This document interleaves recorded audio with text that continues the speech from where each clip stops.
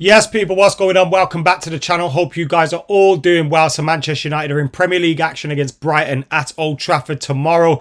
That's looking like a very, very tricky game for us, isn't it? Especially after losing 2 out of our 4 games this season so far. Our defeats, though, have come on the road and our form at home has been much better. So there are always positives to take on that aspect. And Ten Hag has been speaking about the game coming up. He's also been asked about Jadon Sancho, Harry Maguire, amongst other things. And we'll get stuck into some of his reaction to those questions. And of course, I'll be telling you why everyone just needs to get behind the manager right about now. Before we get stuck into all of that, make sure you're hitting that subscribe button, you're liking, commenting, sharing, etc. Keep it locked to the channel. We'll have reaction to the game from Old Trafford tomorrow, to looking forward to the game, looking forward to more Premier League football. As I said, though, the manager was asked about Jadon Sancho and he refused to really comment on it. He said, I think everything has been said. The squad is strong, we're in good spirits and we're in a good mood going into the game. So he really refused to comment on the Jadon Sancho situation any further.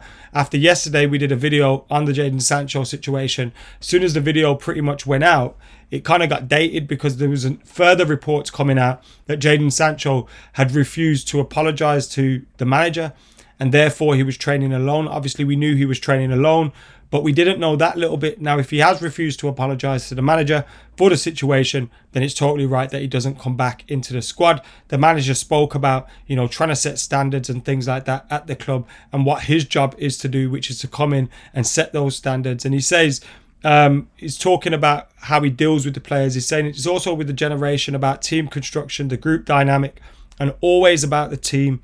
That is above everything else. But within that, everyone plays his role, different characters, and you have to manage those characters. Strict lines are what the club asked me because there was no good culture before last season. So to set good standards, that is what I did.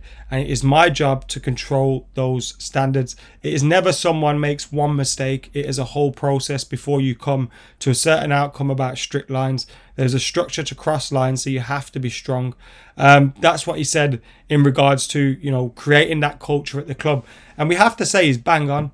Many Manchester United fans have complained previously, under previous regimes with different managers, about the lack of a culture there, about the lack of, everyone doing everything for the club and putting the club first rather than the individual and trying to all achieve the same goal, which is getting Manchester United back to the top. You're only going to do that by setting high standards and setting those demands every single training session. And if we're not doing that, then there's no point in it. If he's going to accept a little bit of sloppiness here and there from certain individuals, then those little things will seep into the team. Then you start to lose respect maybe of individuals. He has to maintain that. He has to maintain the squad. He has to maintain the high standards. And I think Ten Hag has shown, look, I think previously we've seen times when the managers can be, looking for an argument, looking for things like that in the press. I don't think Erik Ten Hag has been doing that. And I think he's treated a lot of his players all equally. Now, we can all argue about, should certain players be starting or not, team selection and things like that. And I'm sure we can all, we all have players that we wish played more. Jadon Sancho was one of those that I wish played more as well. But if he's not doing it on the training pitch, if he's not, turning up for meetings or whatever it is on time or turning up, whatever it is, and those little things are adding up, then that's not setting a good example to everybody else. And if he's being picked ahead of them, then they'll be saying, why is that happening?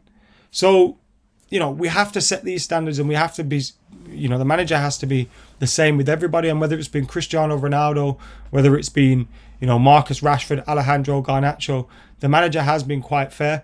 Now, a lot of people bring Harry Maguire into this situation and say, Harry Maguire's still training with the first. Like, Harry Maguire refused to leave the club in terms of a transfer. As far as we're aware, he hasn't got any misdemeanors. He hasn't messed about in training. He hasn't turned up late, all these different things. So, it's totally right that he's still training with the first team.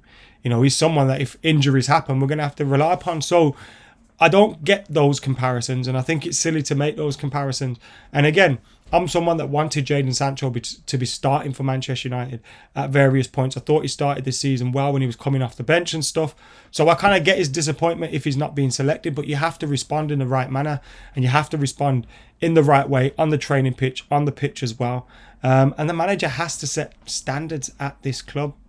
You know, we want to win things again. We're not going to do that by, you know, taking half measures from some players and things like that. So yeah, I'm absolutely behind the manager on this, and I assume, you know, we hear talk again, the raw reports and things like that. You don't know what's true, what's not.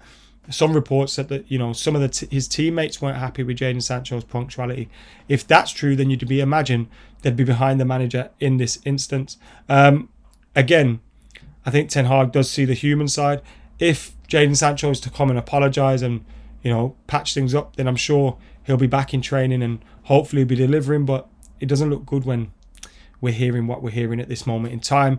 What we want to be hearing about Amrabat as well is that he's available. Unfortunately, he's not available for that game against Brighton. The manager said he came back, unfortunately, with the injury, so will not be available for tomorrow, but he will be available on the short notice. Well, I think that means soon. Reguilon could also be used very, very soon as well. So yeah, he was speaking about Brighton. He said it is typical. We have 2 great games in spring against them, and we know we have to play tomorrow to our best because they will sacrifice and suffer because it gives you a lot of options. So really looking forward to the game. It's going to be a difficult game for Manchester United, and we have to be at the races against Brighton. You know, when you look at what they're doing with De Zerbi, you know, the likes of Matoma and Evan Ferguson and all these players, and of course that guy Welbs. You know, they've obviously built a fantastic team there. And even when they're selling players or they're changing their manager, you know, they let Graham Potter go to Chelsea, they bring in De Zerbi, they're letting players go mainly to Chelsea, but they're letting a lot of different players go, and they still manage to kind of evolve and move on and find a way of playing, and they play very well too. So Brighton are going to be a difficult test for Manchester United at home. In terms of scoring goals and things, I think the goals that we scored against them were like own goals or something. We beat them on, was it on penalties in the cup? You know, like, we haven't fared too well against Brighton, so we need to put in a performance against them at home. We obviously need to make up for the points that we've lost so far in the season and get back to winning ways.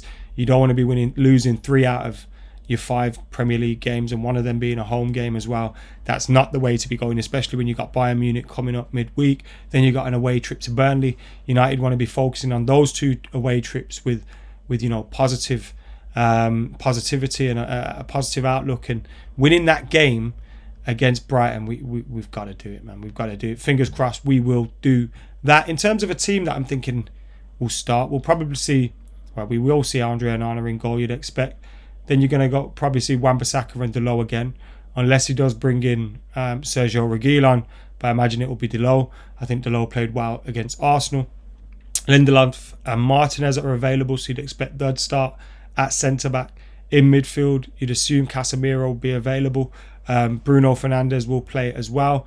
Christian Eriksen expected to play. No Amrabat, obviously. Now, if Bruno's needed out on the right, let's say we don't start with Pellistri, and he's needed out on the right, obviously we could play Garnacho out there, we could play Rashford, etc. But we could see Bruno put there. Could Hannibal get an opportunity? Maybe. Who knows? Off the bench or something like that. But yeah, it'd be interesting to see how that goes. You imagine you'd probably just go Christian Eriksen, Casemiro, Bruno, and then you're looking Rashford, Højlund, and then who plays in that front 3? You could shift things about and play Martial on the left, Rashford on the right. You could play Pellistri on the right, obviously. I can't imagine him starting straight away. Like with Garnacho, he seemed to take his time with him. You could start Garnacho there as well. Who knows? But be interesting to see how we go with that one. But we need to win the game, and fingers crossed we will. Reaction from the match tomorrow on the channel. So hit that subscribe button, like, comment, share, and I'll see you there.